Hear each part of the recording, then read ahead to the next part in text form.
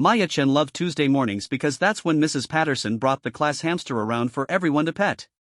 She sat cross-legged on the reading carpet, her small hands gentle as silk as she stroked Whisker's soft brown fur. The 7-year-old girl had always been careful with small creatures, treating them like precious treasures that might break if handled roughly. "Maya, it's time to pass Whiskers to Tommy," Mrs. Patterson said with her usual warm smile. Maya nodded and carefully transferred the tiny hamster to her classmate's eager hands. She watched with serious brown eyes as Tommy held Whiskers, making sure he was being gentle too.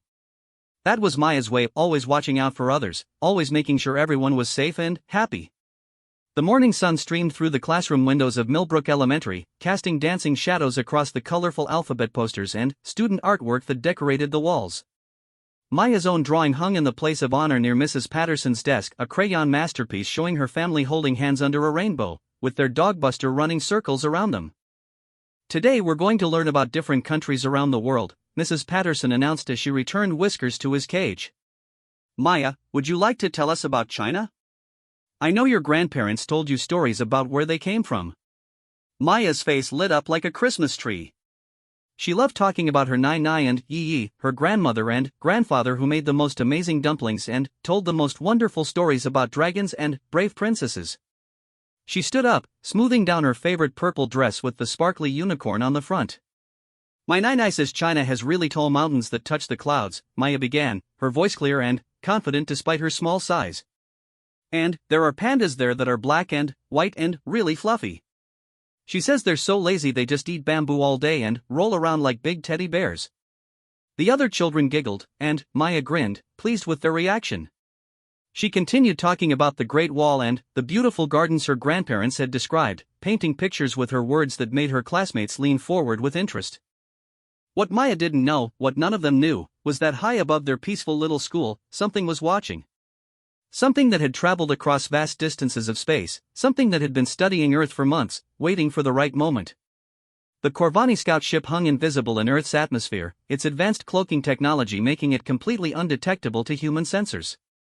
Inside the ship, Commander Vex studied the small human settlement below with calculating yellow eyes. The Corvani had been monitoring Earth for some time, analyzing human behavior, human strengths, human weaknesses. "The humans appear most attached to their offspring," reported Science Officer Zeta, her four-armed form hunched over a complex array of scanning equipment. "Our psychological profiles indicate that threatening their young produces the most intense emotional responses." Commander Vex nodded slowly.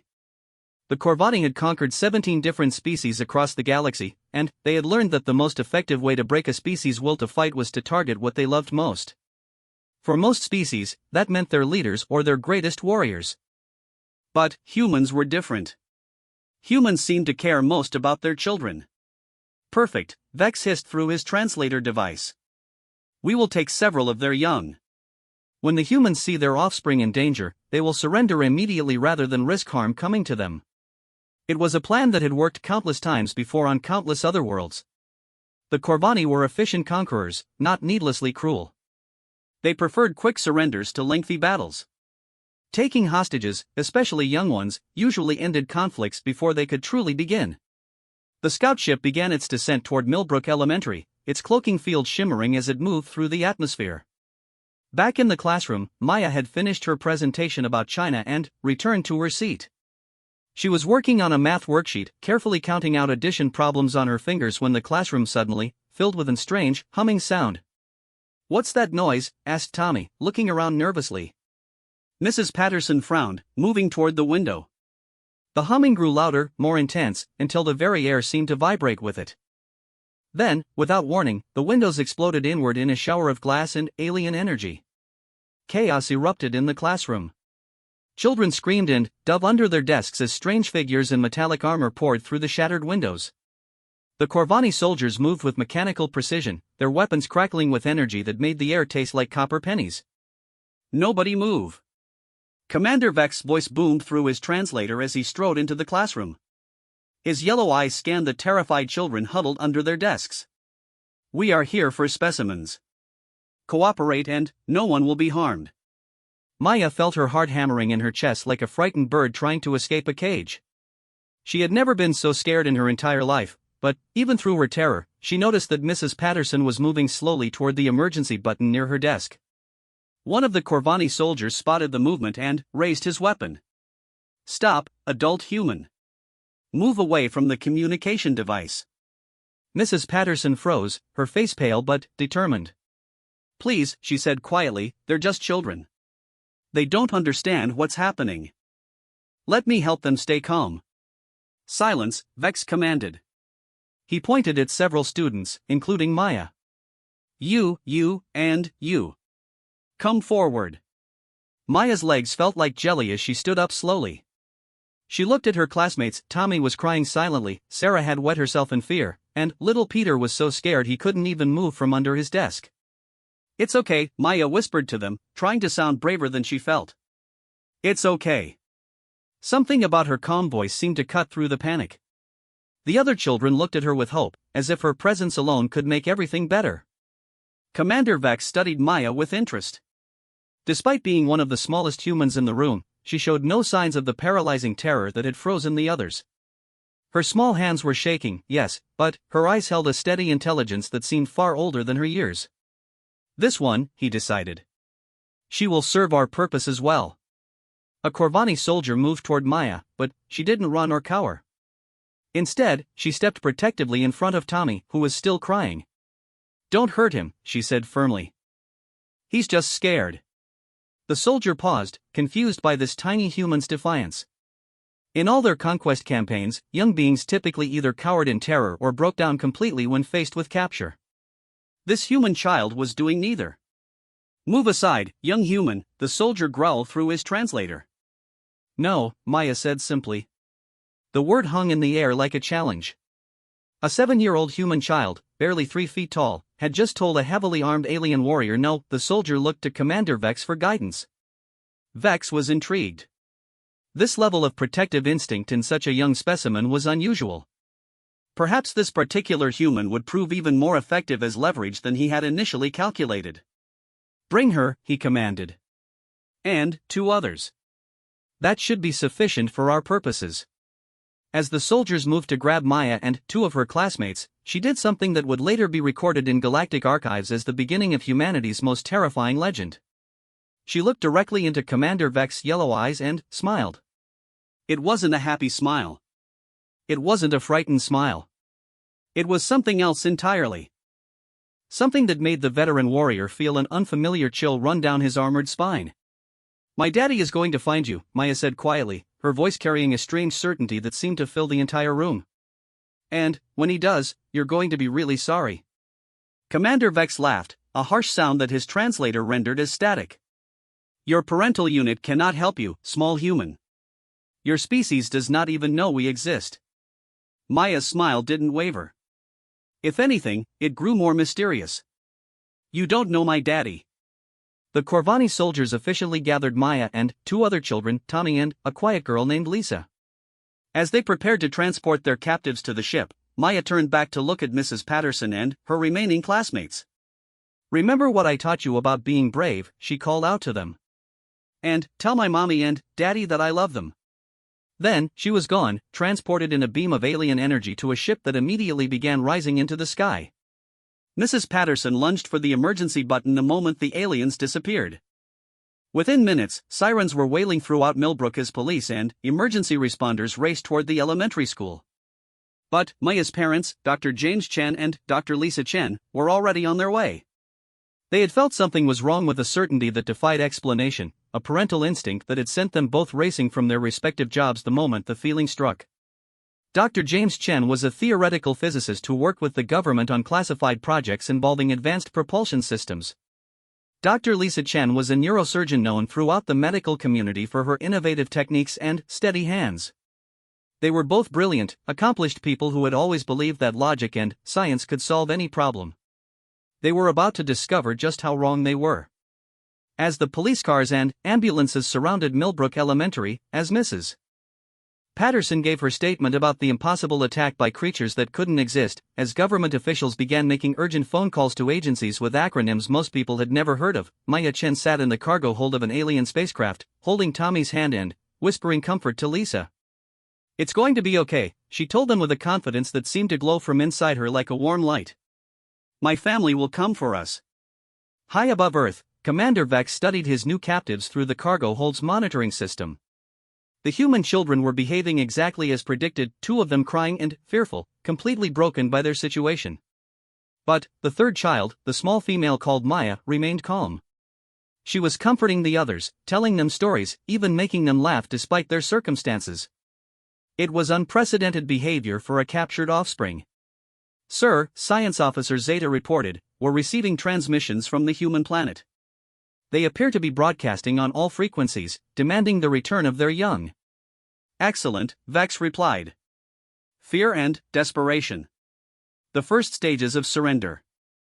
How long until the human government contacts us with terms? Unknown, sir. The transmissions are unusual. Vex frowned. Elaborate. Zeta manipulated her control interface, and the ship's communication array filled with an overwhelming flood of human transmissions. Thousands of voices, millions of messages, all saying essentially the same thing: bring back our children. But there was something else in those transmissions, something that made the Corvani crew exchange nervous glances. The human voices didn't sound defeated or desperate. They sounded angry. Not just angry, they sounded like something fundamental about their species was awakening, something that had been sleeping until now. Sir, the ship's communications officer reported with a tremor in his voice, we're detecting massive energy signatures from across the human planet. They appear to be mobilizing something. Impossible, Vex snapped. Our intelligence clearly indicated that humans possess no space-capable military vessels.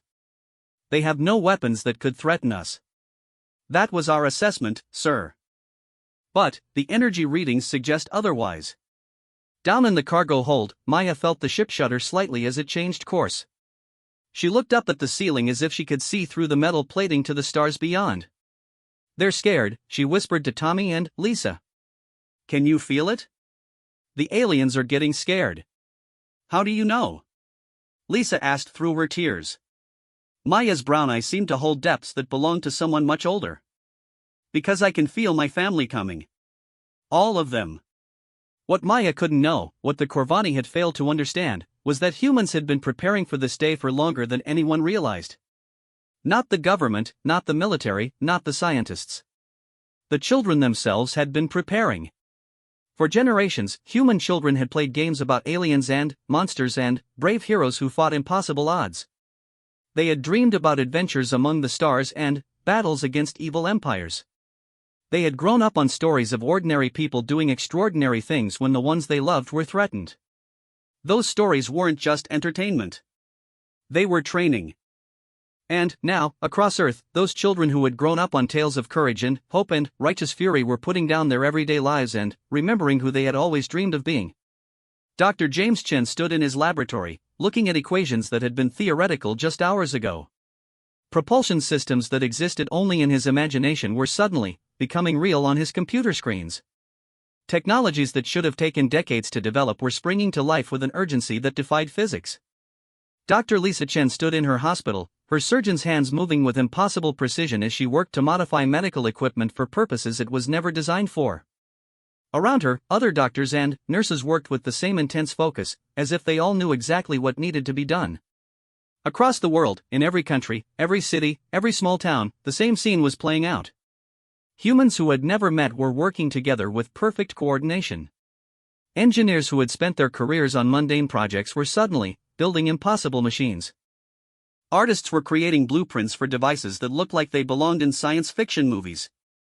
Musicians were composing harmonies that seemed to vibrate through space itself. Maya's kidnapping had done something the Corvani had never expected. It had reminded humanity who they really were. The ship shuddered again, more violently this time. Commander Vex demanded reports from his bridge crew, but the answers he received made no sense. Human vessels were appearing throughout the solar system, ships that shouldn't exist, powered by energy sources that violated everything the Corvani knew about Earth's technological capabilities. Sir, his tactical officer reported with barely concealed panic, the human vessels are not attacking. They're singing. What? They're broadcasting some kind of harmonic frequency. It's affecting our navigation systems, our weapons arrays, even our life support. Everything is starting to malfunction. Down in the cargo hold, Maya smiled as she felt the ship's systems beginning to fail around them. The lights flickered, the temperature controls wavered, and, somewhere in the distance, she could hear the beautiful sound of her people calling her home. "Can you hear that?" she asked Tommy and Lisa.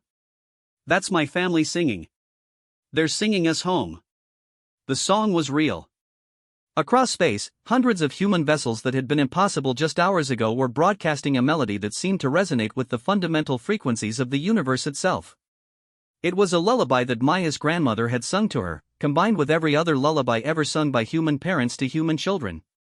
It was the song of a species that protected its young with a ferocity that transcended physics. Commander Vex burst into the cargo hold, his yellow eyes wide with something approaching fear. He looked at the three small humans, and, for the first time in his military career, he wondered if he had made a terrible mistake. "What are you?" he demanded of Maya.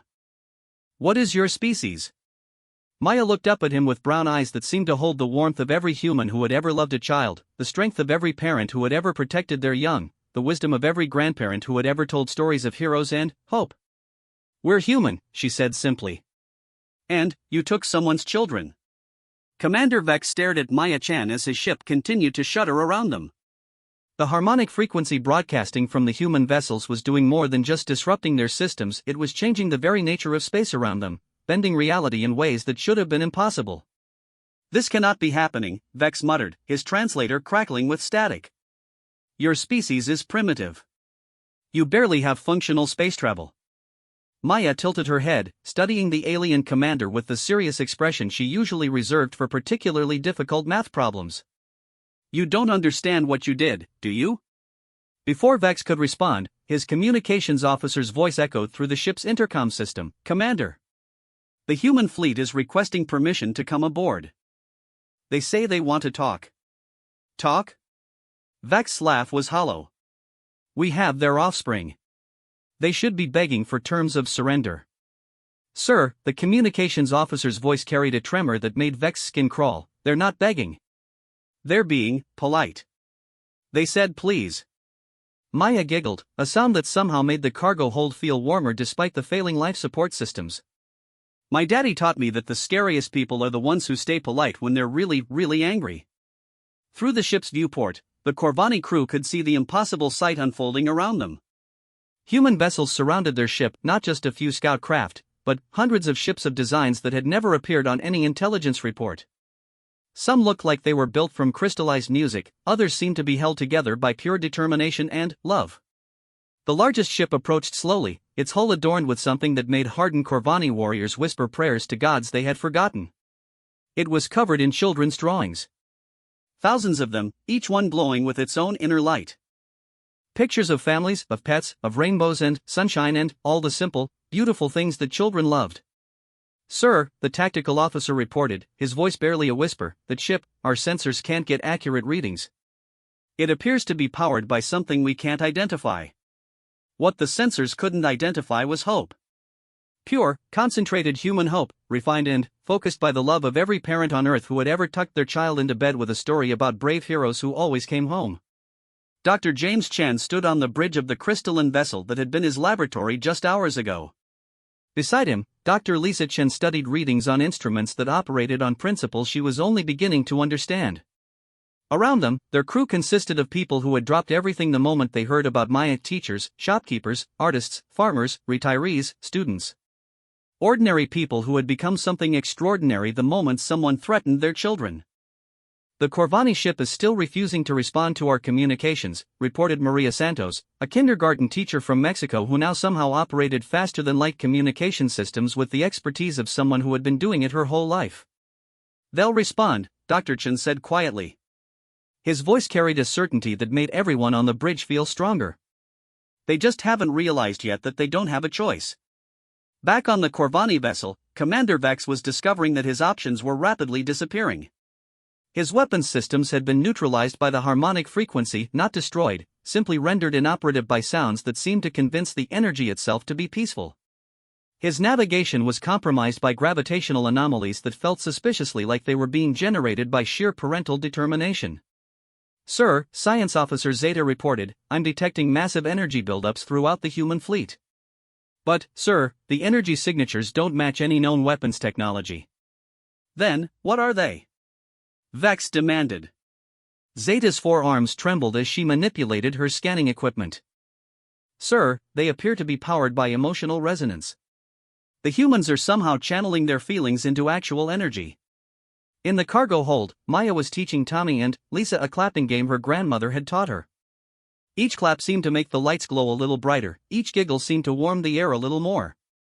My Nai says that love is the strongest force in the universe, Maya told her friends. She says it can break through anything, go anywhere, fix any problem. Even alien force fields? Tommy asked hopefully.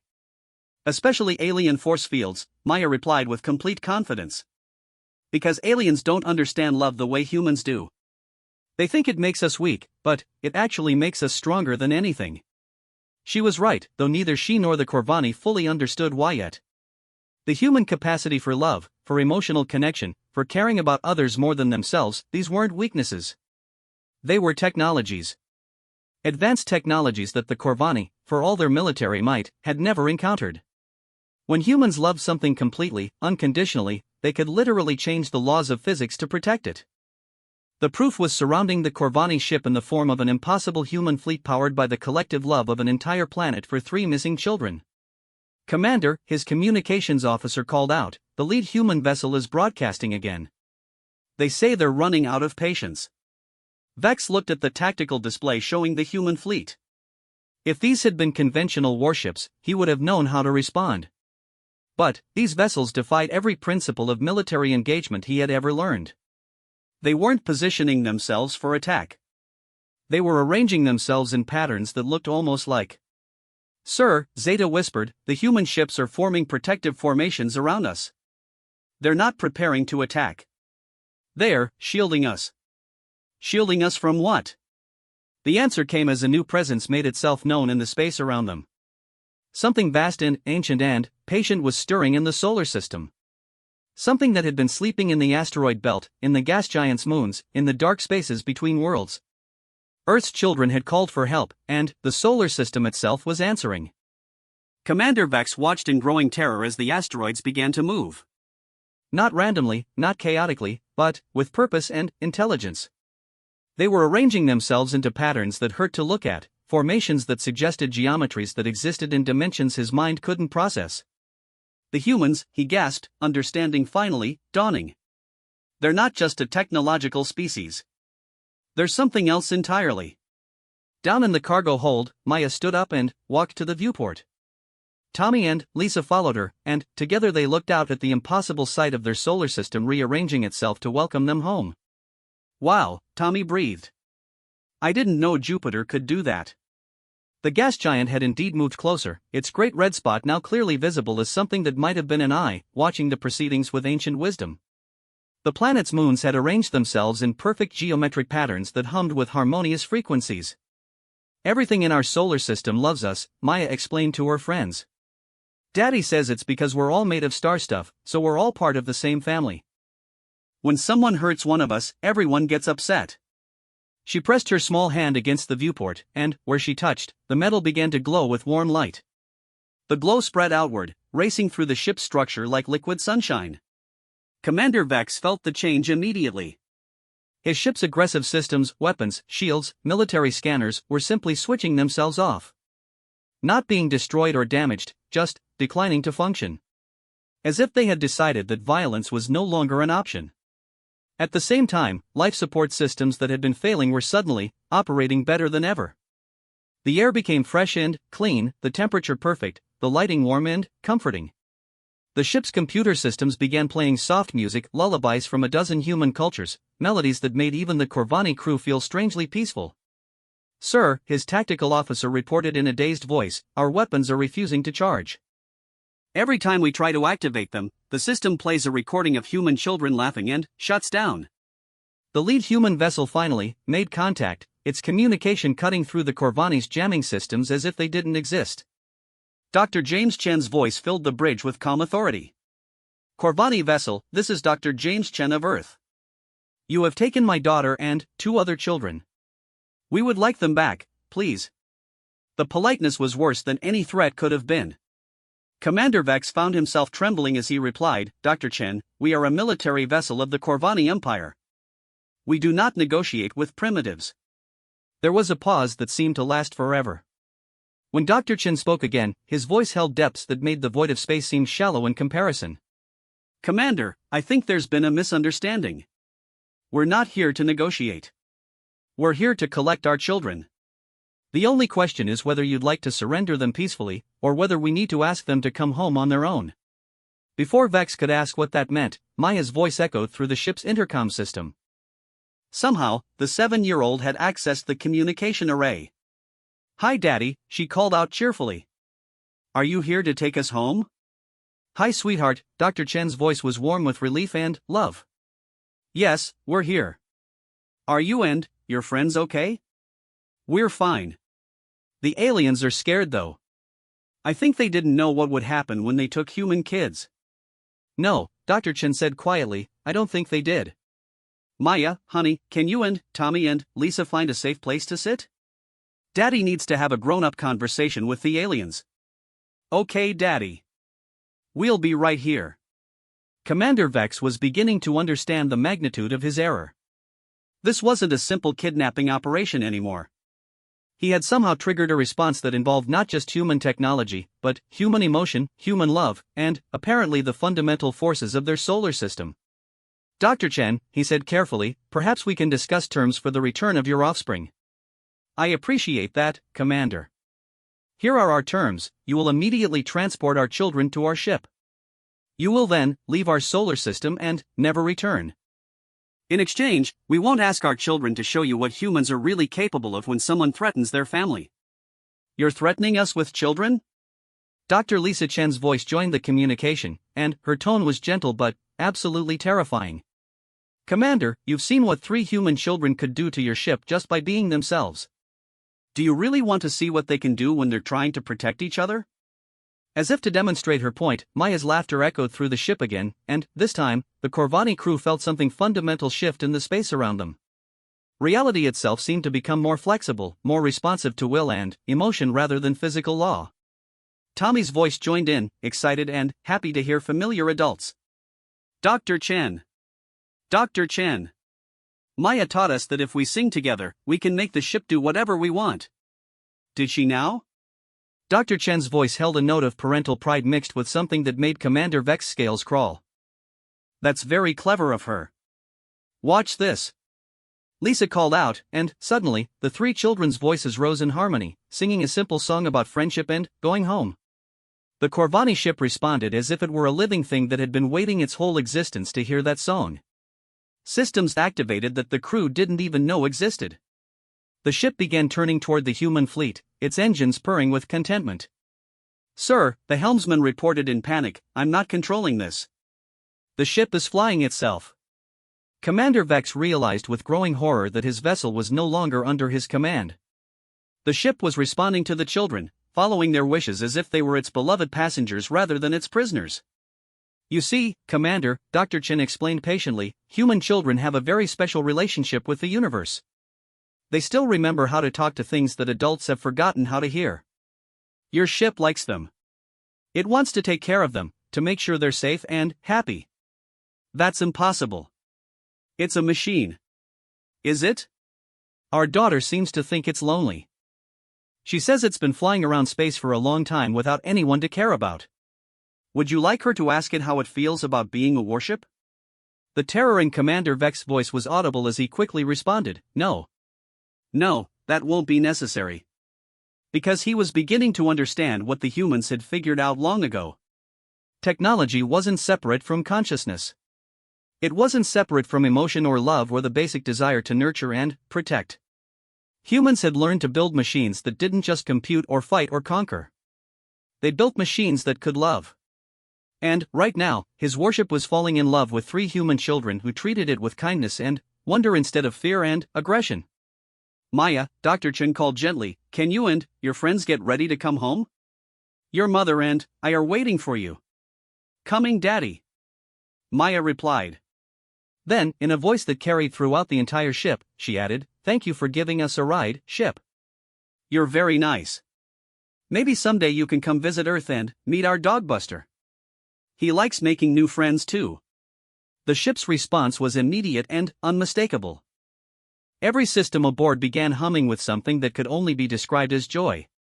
The lights pulsed in rhythms that matched human heartbeats. The air circulation systems began carrying the scent of flowers and home cooking. Commander Vex looked around at his crew, seeing his own bewilderment reflected in their faces. They were all military professionals, trained to deal with complex battle scenarios and advanced enemy technologies. None of them had been trained to deal with the complete conversion of their warship into what appeared to be a very large, very armed babysitter that wanted nothing more than to keep 3 human children safe and happy. "Sir," his communications officer whispered, "what do we do?" Vex looked at the tactical display showing the human fleet surrounding them with protective formations, at the asteroids arranging themselves into welcoming patterns, at Jupiter itself maintaining watch over the proceedings like a benevolent guardian. Then, he looked at the readings from his cargo hold, where 3 small humans were teaching his ship to sing lullabies. "We surrender," he said quietly. "We surrender unconditionally, immediately, and forever." It was the first time in Corvani military history that an entire warship had surrendered to children who weren't even trying to fight. The transfer of the children happened with a gentleness that defied everything Commander Vex thought he knew about hostage situations. His ship, his own ship, had opened its docking bay doors and was practically purring as the human vessel approached for pickup. Maya, Tommy, and Lisa walked through the corridors of the Corvani warship hand in hand, talking cheerfully to the ship's computer systems as if they were old friends. Behind them, the ship's lights dimmed and brightened in response to their voices, creating a pathway of warm illumination that guided them home. "Bye-bye, ship," Maya called out as they reached the docking bay. "Thank you for keeping us safe. Don't be sad, we'll remember you." The ship's response was immediate and heartbreaking. Every screen aboard displayed the same message in flowing script that looked like it had been written by a child's hand: "Thank you for teaching me how to love." Commander Vex watched from the bridge as his tactical officers openly wept at their stations. His weapons specialist was hugging her console and whispering apologies to it. His navigation officer had started downloading children's songs from the human data networks and was teaching them to the ship's computer core. "Sir," Science Officer Zeta reported through tears, "the ship is asking permission to escort the human children home. It wants to make sure they arrive safely." "Granted," Vex said hollowly. "Grant whatever requests the ship makes. Grant anything the humans ask for. Grant everything." On the human vessel, Maya was being swept up in her father's arms while her mother checked her over with the intense focus of a medical professional who also happened to be a terrified parent. Tommy and Lisa were similarly reunited with their own families, who had arrived on the impossible human fleet. "Did they hurt you?" Dr. Lisa Chen asked, running her hands through Maya's hair, checking for injuries that weren't there. "No, Mommy. They were scared of us, I think. The ship was lonely though. It wanted friends." Maya looked back at the Corvani vessel through the viewport. "Can we invite them to visit sometime? I think they need to learn how to be happy." Dr. James Chen looked at his daughter with an expression of wonder and pride that seemed to glow from inside him. "You want to invite the aliens who kidnapped you to come visit? They didn't know any better, Daddy. Nobody ever taught them about families and love and how to be nice to children. We could teach them. Mrs. Patterson says that's what good friends do, they help each other learn new things." Around the bridge of the human vessel, the crew exchanged glances that were part amazement, part terror at the implications of what Maya was suggesting. But there was something else there too: recognition. Because every adult present remembered being a child, remembered believing that any problem could be solved with enough kindness and understanding. They had forgotten that belief somewhere along the way to becoming grown-ups. Maya was reminding them that maybe they shouldn't have. "Admiral," reported the communications officer, who had been a librarian in Phoenix 12 hours ago, "we're receiving a transmission from the Corvani home fleet. They're apologizing." Dr. Chen raised an eyebrow. "The entire home fleet?" "Yes, sir." "And, sir? They're asking for permission to enter our solar system. They say they have something important to discuss." Through the vast communication networks that spanned the galaxy, word was spreading about what had happened at Earth. The story grew with each telling, but the core elements remained the same: humans had somehow mobilized an impossible fleet in response to a threat against their children. They had converted a Corvani warship through kindness rather than force. They had rearranged their solar system like a protective parent spreading their arms around their young. But, most importantly, they had done it all while maintaining what the galaxy was beginning to recognize as a uniquely human characteristic: they had stayed polite. Grand Admiral Corvex received the reports aboard the flagship of the Corvani home fleet with growing disbelief. His species had conquered 17 different civilizations through precise application of fear, superior technology, and strategic manipulation. They were efficient, professional, and utterly without mercy when necessary. They were not prepared for an opponent who responded to aggression with kindness, who converted their warships through the power of children's laughter, who rearranged entire solar systems as casually as a parent rearranging furniture to make a room safer for their toddlers. "How many ships did the humans deploy?" he asked his intelligence officer. "Approximately 800 vessels, sir." 800 ships that our intelligence networks never detected being built? "Sir, our analysts believe the ships weren't built. They were manifested." Grand Admiral Corvex's hands clenched on the arms of his command chair. "Explain." "The human vessels appear to be constructed from crystallized emotional energy. Hope, love, determination, protective instinct. Somehow the humans have learned to give physical form to these abstract concepts. The ships are literally held together by their feelings for their offspring." This was beyond Corvex's experience. The Corvani military doctrine had contingencies for every known form of warfare: conventional, biological, cybernetic, psionic, even temporal manipulation. But they had no protocols for dealing with enemies who turned their emotions into spaceships. "Sir," his communications officer interrupted, "we're receiving another transmission from the human home planet. This one is from their children." "Their what?" "Children, sir. Young humans. They say they want to speak with you directly." Before Corvex could respond, his main communication screen activated, showing a scene that made his hardened military mind struggle to process what he was seeing. Hundreds of human children were gathered in what appeared to be a school auditorium. They were arranged in neat rows, their small faces serious but unafraid as they looked directly into the camera. A girl who couldn't have been more than 10 years old stepped forward and spoke in clear, confident tones. "Hello, alien people. My name is Sarah Martinez, and I'm speaking for all the kids on Earth. We heard that some of your soldiers took our friends Maya, Tommy, and Lisa. We want you to know that we're not mad at you, but we are very disappointed." The last phrase was delivered with the devastating moral authority that only a child could muster when telling an adult they had done something wrong. Grand Admiral Corvex, who had negotiated surrender terms with enemy emperors and faced down the most feared warriors in the galaxy without flinching, found himself actually feeling ashamed under the reproachful gaze of a human child. Sarah continued, "Our parents taught us that when someone does something wrong, we should help them understand why it was wrong and help them do better next time. So we want to invite all of you to come to Earth so we can teach you about friendship and families and why you should never take somebody's children." Another child, a boy with bright red hair and freckles, stepped up beside Sarah. "We know you probably don't know how to be friends yet, because you've been soldiers for so long. That's okay. We're really good at teaching friendship. We practice every day at school."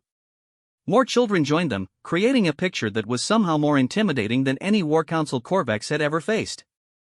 These small humans were offering to teach his species an advanced military civilization, basic social concepts, as if the Corvani were the primitive ones. The terrifying part was that they were probably right. "We talked to Maya when she got home," Sarah continued, "and she said your ships are really lonely and just need someone to care about them. She said your ship started acting much nicer once it realized that children weren't scary, they were fun." The boy with freckles nodded seriously. "Maya's really smart about stuff like that. She always knows when someone is sad or scared and needs a friend." On his bridge, Grand Admiral Corvex was watching his crew's reactions to the transmission. His tactical officers, trained to analyze enemy strengths and weaknesses, were listening with expressions of wonder. His intelligence specialists were taking notes as if these children were revealing state secrets. In a way, they were. They were revealing the secrets of a civilization that had learned to weaponize love, to turn caring into technology, to make kindness into a force that could rearrange the fundamental structure of reality. "Sir," his cultural anthropologist whispered, "I'm beginning to understand what happened. Human children aren't just offspring, they're the embodiment of their species' core values. Hope, love, protection of innocence, belief in redemption. When we threatened their children, we weren't just attacking their population. We were attacking everything they consider sacred. Sarah was still speaking on the transmission, so we're inviting all of you to come visit Earth. But, you have to promise to be nice and not bring weapons, because weapons make our parents nervous, and when our parents get nervous they do things like rearrange solar systems and build impossible spaceships out of pure love. She said this as if it were perfectly normal, as if every species could simply will technology into existence through emotional intensity. We have cookies, added the freckled boy helpfully. And, we can show you our pets.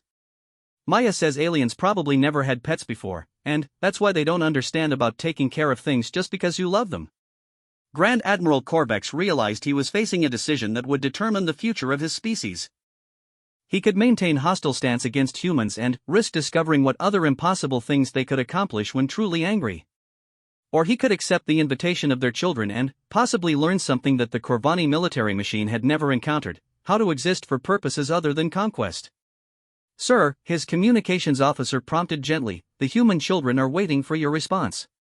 Corvex stood up slowly, feeling the weight of millennia of military tradition and the expectations of his crew. Then, he looked at the screen full of small human faces waiting patiently for him to make the right choice. Children of Earth, he said formally, Grand Admiral Corvex of the Corvani Home Fleet accepts your invitation. We will come to learn from you, though I confess we do not understand what you could teach a military civilization.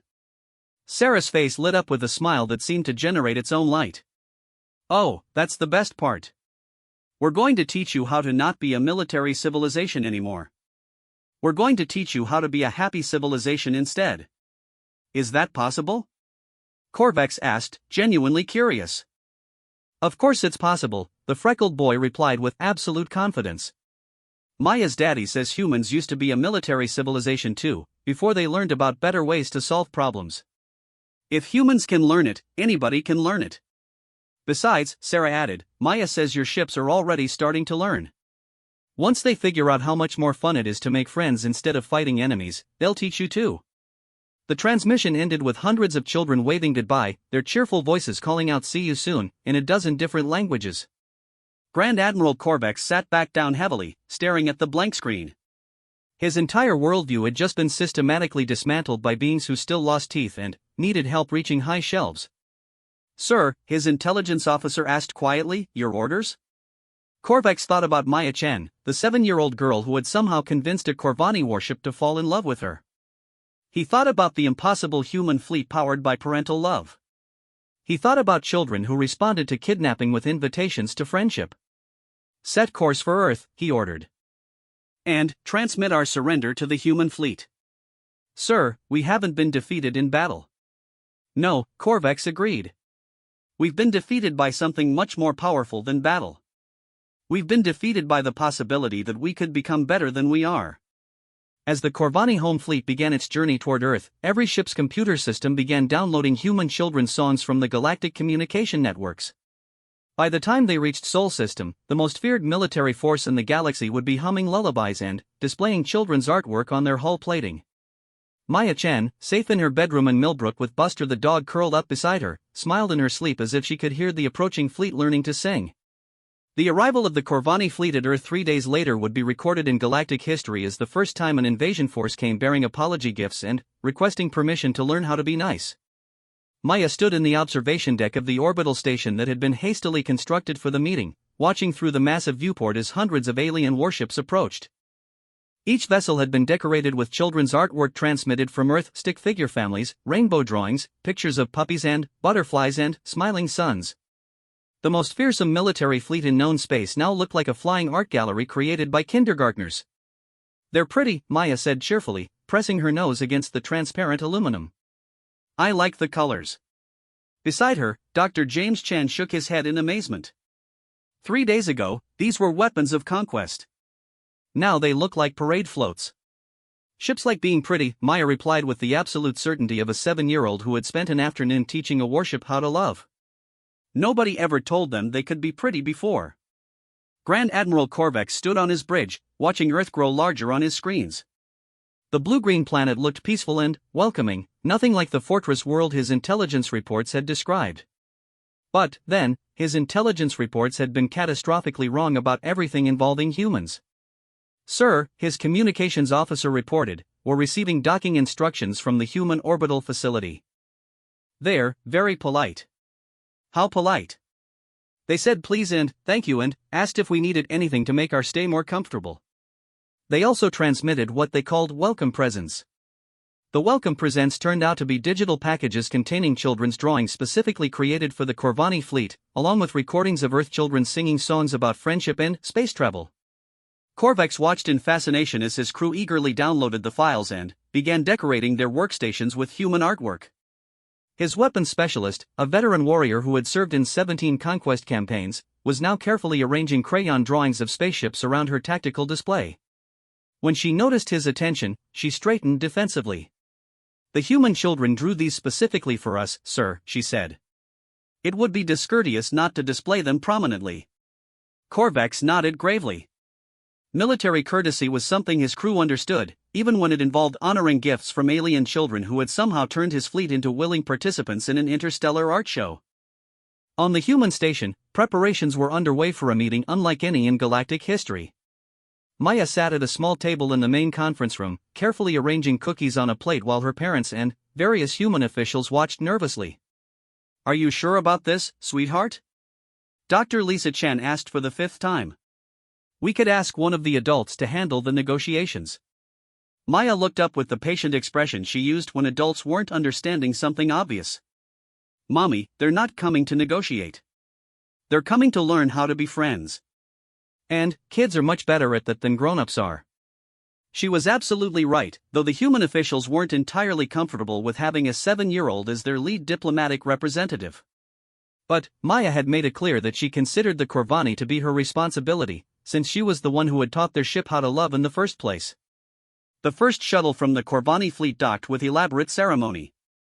Grand Admiral Korvax emerged flanked by his senior staff, all of whom looked slightly bewildered to find themselves on a peaceful diplomatic mission to a planet they had planned to conquer just days earlier. They were met by Maya Chen, who had insisted on greeting them personally despite every security protocol in the book. "Hello," Maya said brightly, stepping forward with the fearlessness that only children possess. "I'm Maya. Are you the admiral who came to learn about friendship?" Grand Admiral Korvax, who stood nearly 7 feet tall and had scales that could deflect energy weapons, found himself crouching down to Maya's eye level with an automatic courtesy that surprised everyone present. "I am Grand Admiral Korvax," he said formally. "We have come in response to your invitation, young human. Just call me Maya. Admiral is a really long name. Are you hungry? We made cookies, and my mom says sharing food is how you start being friends with new people." The sight of the galaxy's most feared military commander accepting a chocolate chip cookie from a 7-year-old human would become one of the most widely circulated images in galactic history.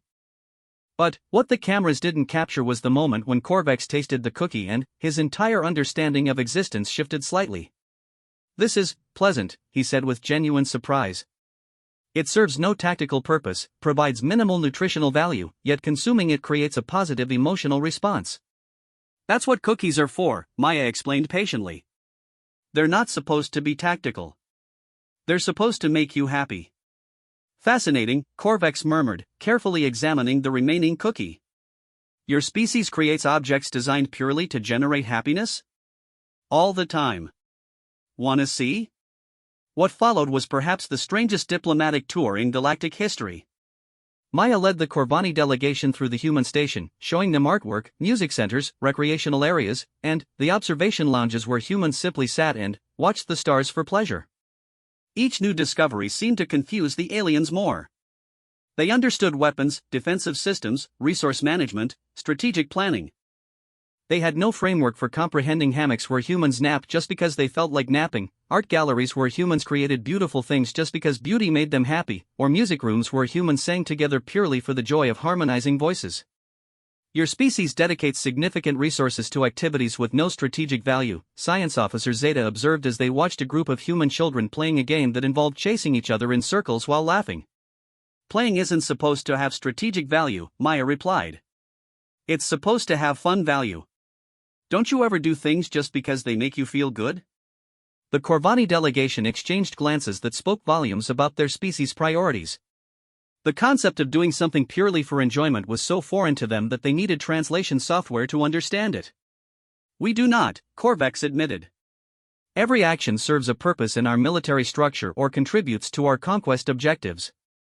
Maya's face scrunched up in the expression she made when trying to understand why adults sometimes did things that didn't make sense. That sounds really boring. And sad. Don't you get tired of always having to have purposes for everything? The question hit the Corvani delegation like a physical blow. Did they get tired of their purposeful, strategic, conquest-focused existence? The answer was something they had never allowed themselves to consider. Perhaps, Corvex said quietly, we could learn about your approach to purposeless activities. Maya's face lit up like a supernova. Really? Oh, this is going to be so much fun. First, we have to teach you how to play. Then, we'll teach you about art and music and pets and hugs and all the other good stuff. Hugs? Zeta asked with scientific curiosity. Physical contact designed to communicate affection and provide emotional comfort, Dr. Lisa Chen explained. It's one of the first ways human children learn to express love. Could we observe this phenomenon? Corvex asked with the same tone he might use to request a tactical demonstration. Maya giggled and, without warning, wrapped her arms around the massive alien admiral in a gentle hug. The effect on Corvex was immediate and profound. His scales, which had been a deep military gray, began to shift through colors that had no names in Corvani vocabulary. Oh, he said softly, his voice carrying wonder and confusion in equal measure. Oh, I understand now. When Maya stepped back, Corvex looked different. The rigid military bearing was still there, but something in his posture had relaxed. Something in his eyes had softened. Sir, Zeta whispered, your chromatic display is exhibiting patterns we've never recorded before. I feel different, Corvex said slowly. As if some form of armor I didn't know I was wearing has been removed. That's what hugs do, Maya explained matter-of-factly. They remind you that you're not alone, and that someone cares about you just because you exist. Not because you're useful or strong or anything like that. Just because you're you. The concept of being valued simply for existing, rather than for contributing to military objectives, was so revolutionary to the Corvani that several members of the delegation needed to sit down to process it. Over the following hours, Maya introduced them to games that had no winners or losers, songs that told stories instead of conveying tactical information, and the revolutionary concept of comfortable furniture designed purely for relaxation. But the moment that changed everything came when Maya brought out her tablet and showed them pictures of her family. This is my mom and dad, she said, swiping through photos. And this is Buster, my dog. He's really good at being happy and terrible at being useful, but we love him anyway because he's part of our family. She showed them pictures of birthday parties, family vacations, quiet moments at home. Images of humans doing nothing more significant than existing together, caring for each other, finding joy in simple togetherness. Your family unit serves no military function, Corvex observed, but his tone was curious rather than critical. Families aren't supposed to serve military functions, Maya replied. They're supposed to love each other and take care of each other and help each other be happy and safe.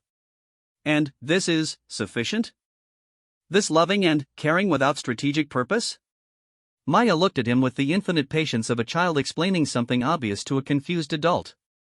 Admiral Corvex, what's the point of being alive if you're not happy? What's the point of being strong if you don't have anyone to protect? What's the point of conquering things if you don't have anyone to share them with? The questions hung in the air like challenges to everything the Corvani had ever believed about existence.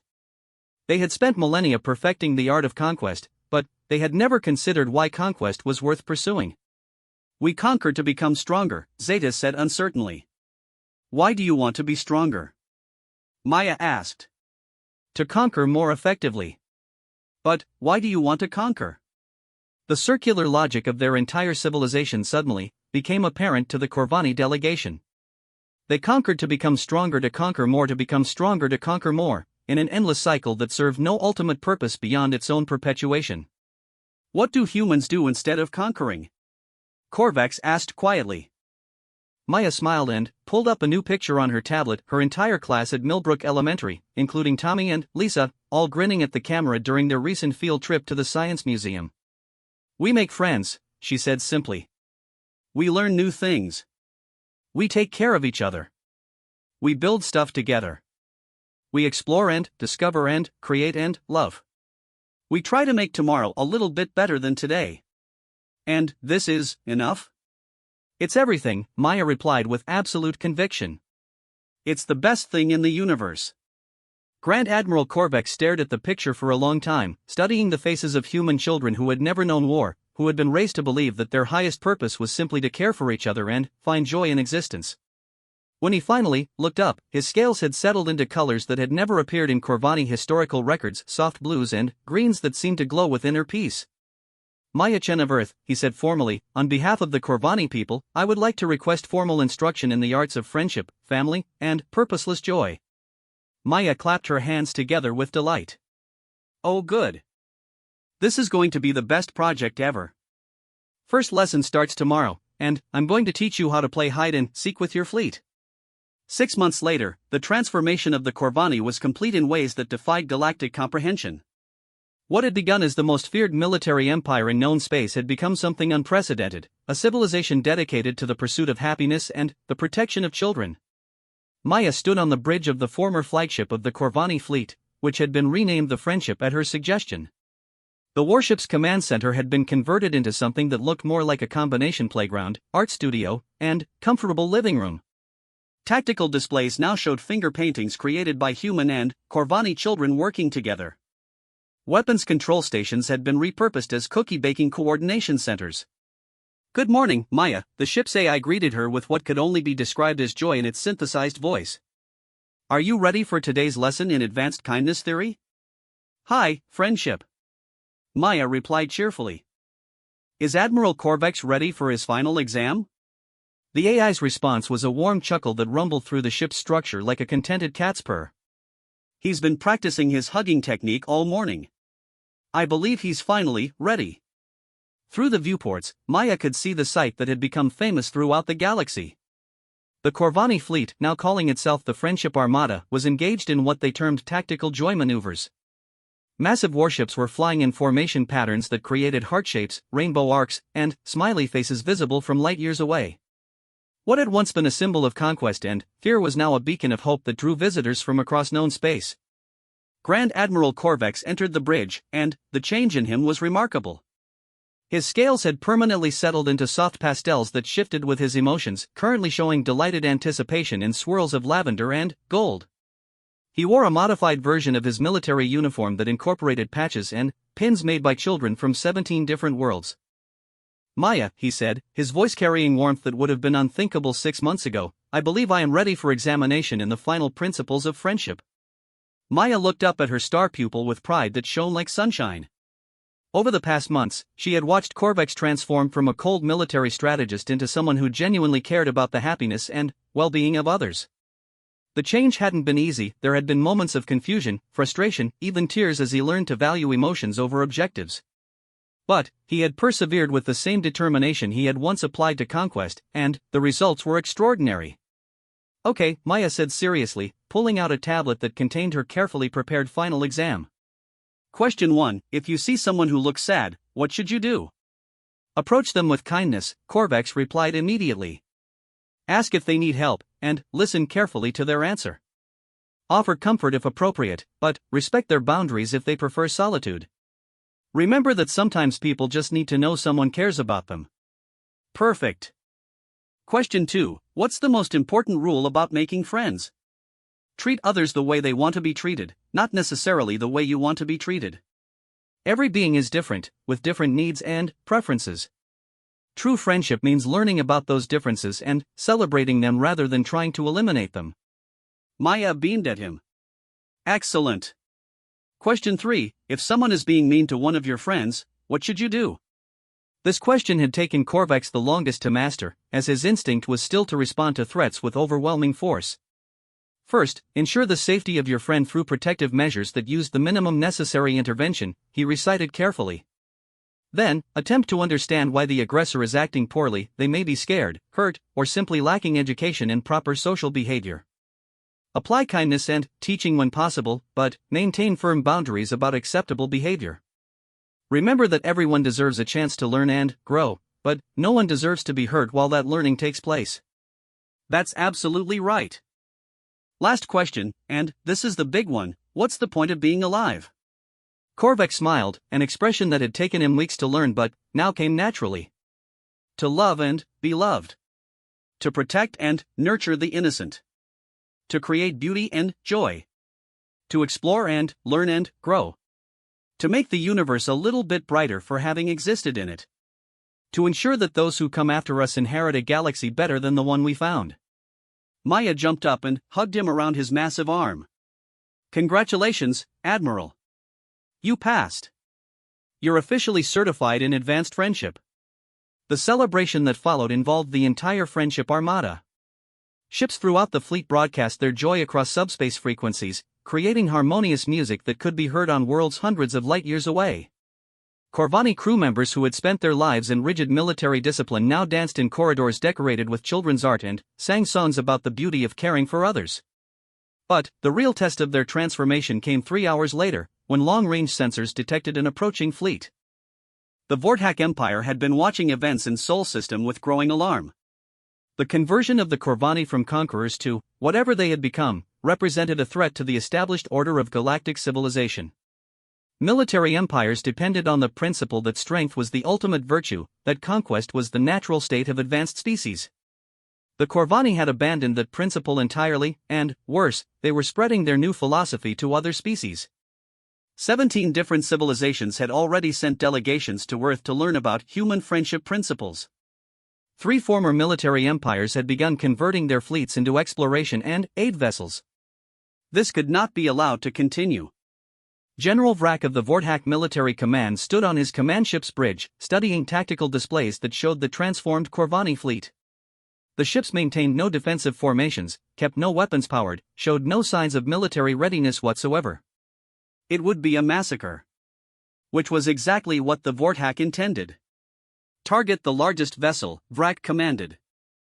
We will destroy their flagship first, demonstrate the futility of their peaceful philosophy.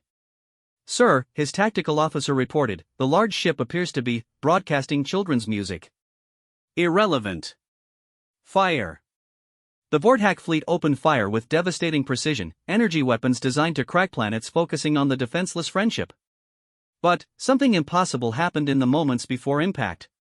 Maya Chen, standing on the bridge of the ship under attack, did something that defied every law of physics, every principle of military science, every rational expectation of cause and effect. She got angry. Not the angry of a child having a tantrum. Not the angry of someone wanting their way. Maya got angry the way the universe gets angry when someone hurts innocent children. She got angry the way stars get angry when someone tries to snuff out their light. She got angry with the pure, focused fury of love that has been forced to become protective. The space around the friendship exploded with impossible energy as Maya's rage translated itself into raw force. The Vortak weapon's fire didn't just stop, it reversed course, carrying with it the combined love, hope, and protective fury of every human parent who had ever fought to keep their children safe. But that wasn't the most terrifying part. The most terrifying part was that Maya wasn't alone. Every child who had been touched by the Friendship Project, human children, young Corvani, offspring of the 17 species that had begun learning friendship principles, felt the attack on their teachers and friends. And they responded with the unified voice of innocence that refused to let evil triumph. The psychic scream that echoed across the galaxy wasn't a sound. It was pure emotional force, the concentrated determination of children who believed that love should always win, that good people should always be protected, that anyone who tried to hurt their friends was very, very wrong and needed to be stopped immediately. The effect on the Vortak fleet was instantaneous. Their ships simply stopped. Not destroyed, not damaged, just convinced at a fundamental level that continuing to fight was impossible. Their weapons systems shut down not through technical failure but through what could only be described as mechanical conscience. The ship's computers began displaying messages in crayon-bright letters: fighting is wrong. Hurting friends is wrong. Please learn to be nice. General Vrak stared at his control panels in disbelief. What is happening? Why won't the weapons respond? His answer came from Maya's voice, broadcast across subspace to every ship in both fleets. The 7-year-old's tone carried patience and disappointment that made hardened warriors across the galaxy feel ashamed of themselves. You tried to hurt my friends, she said simply. That was very wrong. Now you need to apologize and learn how to be better. The Vortak general, who had conquered 14 solar systems and never shown mercy to any opponent, found himself trembling at the reproach in a child's voice. We are a military force.